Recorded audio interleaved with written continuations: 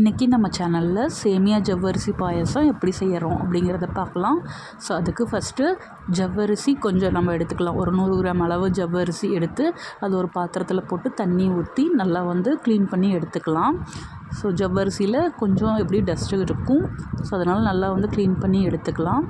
So இதை ஒரு பாத்திரத்தில் தண்ணி ஊற்றி ஜவ்வரிசி மூழ்கிற அளவு நல்லா தண்ணி ஊற்றி வேக வச்சு எடுத்துக்கலாம்.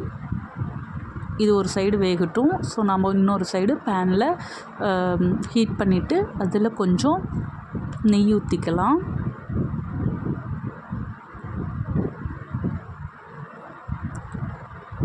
நெய் ஊற்றிட்டு இதில் நம்ம சேமியா ஜவ்வரிசி பாயசத்துக்கு தேவையான திராட்சை இதை போட்டு நல்லா கொஞ்சம் சிவக்க வறுத்துக்கலாம். அது கொஞ்சம் பஃப்னு வரும். ஸோ அந்த மாதிரி வந்தோன்னா கொஞ்சம் ஏலக்காய் நுணுக்கி வச்சுருக்கோம். ஸோ அதையும் நம்ம போட்டுக்கலாம். அடுத்தது கடைசியாக முந்திரியை போடலாம். ஏன்னா ஃபஸ்ட்டே முந்திரி போட்டோம்னா நல்லா செவந்துரும், ஒரு மாதிரி கரிஞ்ச மாதிரி ஆகிடும்.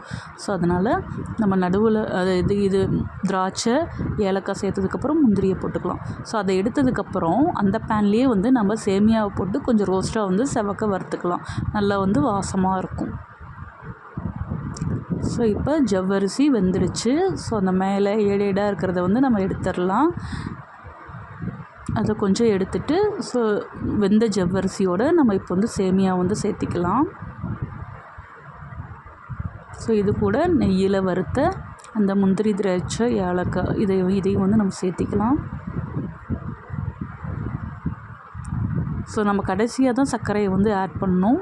ஏன்னா நம்ம ஆரம்பத்துலேயே இல்லை கொஞ்சம் முன்னாடியே வேகிறதுக்கு முன்னாடியே நம்ம அவசரப்பட்டு சர்க்கரையை ஆட் பண்ணிட்டோம்னா இது சேமியாவும் ஜவ்வரிசியும் நல்லா வேகாது.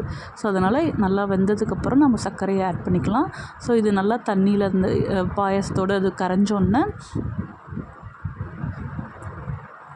பால் நமக்கு தேவையான அளவு ஊற்றிக்கலாம். சர்க்கரையை தேவையான அளவு போட்டு அது நல்லா சர்க்கரை கரைஞ்சோன்னே பால் ஒரு கப்பு தேவையான அளவு நம்ம ஊற்றிக்கலாம்.